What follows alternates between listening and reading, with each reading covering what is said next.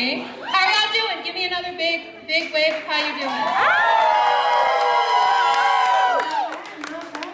You guys are a lot more lively than my last crowd. I got up on stage and was like, how's everybody doing? And it was just straight crickets. I mean, dead silence. And then the mortician came downstairs and was like, ma'am, I don't think you should be here. I told, can't stand there.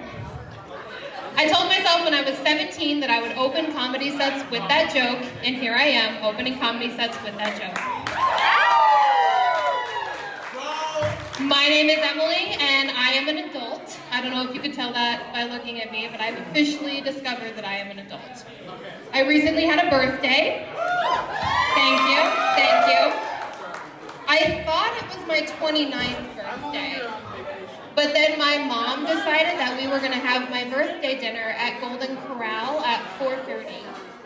So I think that makes me 70. I told my mom, I was like, Mom, you go to Golden Corral at 4:30, it doesn't smell good, it smells like death.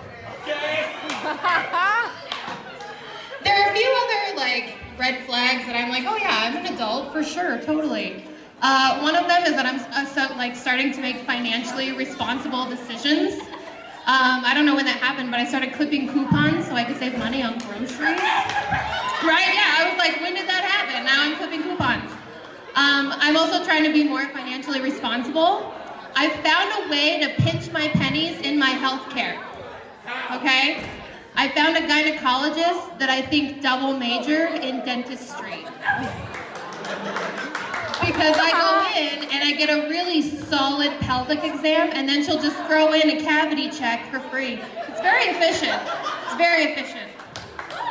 Thank you.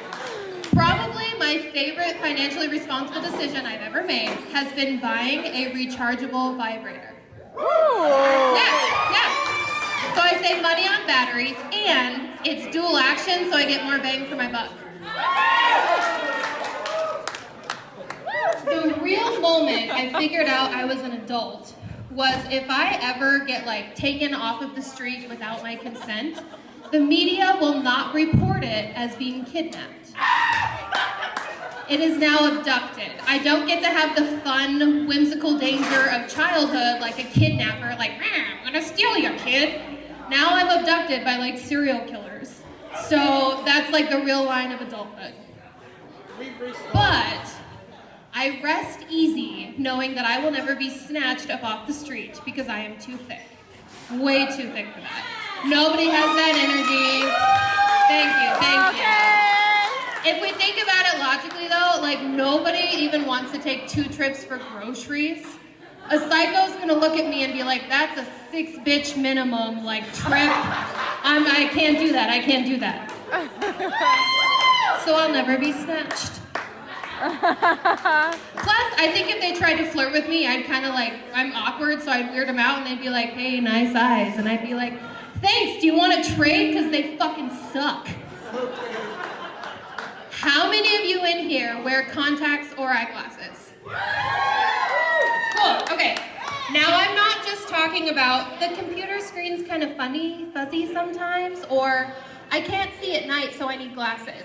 I'm talking if you get attacked without contacts or eyeglasses, you can't give a description for the police sketch. Right. We're blind. That's the blind I'm talking to right now. Not only is it dangerous, it's really fucking embarrassing to be rendered, feared, and incapacitated by a bug that you don't know what type of bug it is because you can't see, right? Example happened recently. Y'all remember the hell moth dissension up on the Grand Valley, right? When there was just an influx of moths. I got out of the shower and I was standing at my mirror preening like women do. And I felt something hit my thigh, bounce to this thigh, and then fly up in front of me, and it was a fucking moth. I couldn't see very well after that. So in just a wave of fear and adrenaline, I grabbed this towel. I'm swinging it wildly, trying to kill the moth with no success. Then I decide, hey, I have time, I'm gonna grab some slippers. So I'm slinging slippers at this moth, trying to defeat it. Finally lost it in my room. Even put my glasses on, couldn't find the fucking moth anywhere. I decided that we had probably, chosen to respect each other's space, and he would lose himself and I would be fine. Okay. But that's the type of blind that I'm talking about. It's some natural selection bullshit, and we're all gonna lose in the zombie apocalypse, just so you know. We're gonna be the first ones gone. First one's gone. How many of you like Toy Story? Yeah. So I had an almost saddening nostalgia moment where I realized we don't have toys anymore as adults. I mean, I have a Buzz and a Woody, but not that kind. So I started thinking of what my appliances do when I'm not home, right? To personify my appliances. I think my fridge is just some grumpy man from the Bronx. I'm just fucking empty. I'm full of beer and expired condiments. What the fuck is this shit? I'm supposed to be full, right? Nope, sorry, can't afford groceries. You get beer and expired condiments. Or my washer and dryer is probably my favorite one to think about.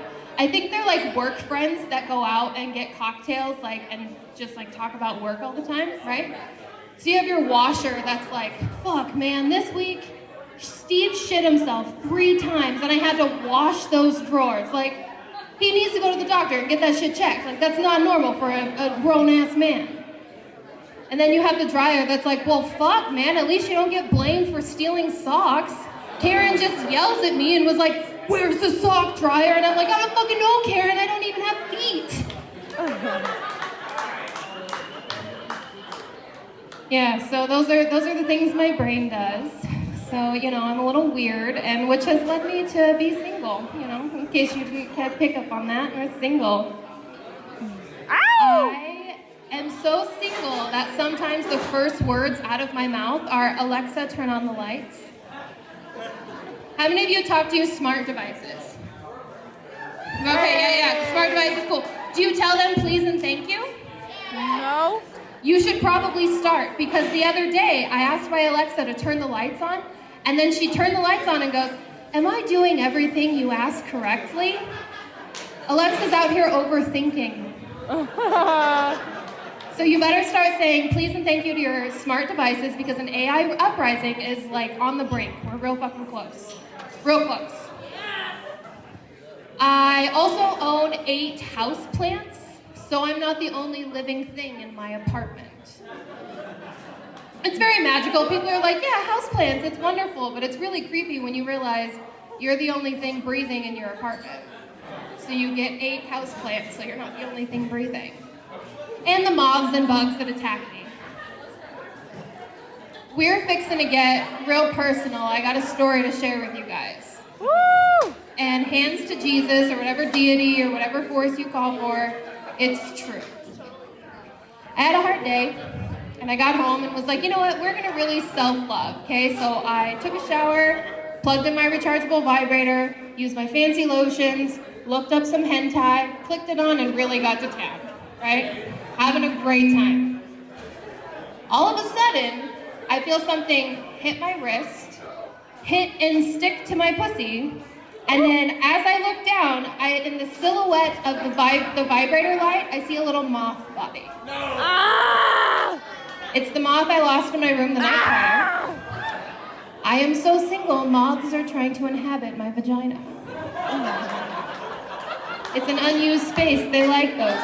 Those cozy, unused spaces, that's where they gravitate to. It's fun. It's a good time. All right, I'm gonna wrap it up. But as weird as I am and as forward as I've been, I just want to say I pride myself on being a comfortable person for all of my friends to share their stories and their traumas with. The thing that I have most shared with me by friends, family, and strangers, believe it or not, are poop stories. So I have a nice little collection of stories of people just almost shitting themselves or full-on shitting themselves. Side note, if I was ever a serial killer, that's what I would strike, is people who were shitting, because that's when you're most vulnerable, and I would be the shit shanker. collected so many poop stories over the year, I figure now is a good time for me to share one of my own with you. I was at a beer festival, and I was drinking a lot of beer, and I was eating at a food truck, and some things just didn't sit right, and I got a warning grumble. So I was like, oh no, I should probably find myself a porta potty. So I get in line for the porta potty, and in line, I get the second warning grumble. Everybody knows that you get 3 warning grumbles before you shit yourself, right? You get 3. I was on the second one. A porta potty opens up, I beeline it into the thing, and I get the 3rd warning grumble as I'm closing the door, pulling my panties down. I sit down and just my bowels evacuate. All of a sudden, everything is very warm in places that you wouldn't think it should be warm. And in that moment, I realized the toilet seat was down. Oh! And I had shit all over the porta potty and myself. Yeah. Y'all want to know the most fucked up part of that story? It's not mine, and you can't trust me with shit. Have a good evening, everybody.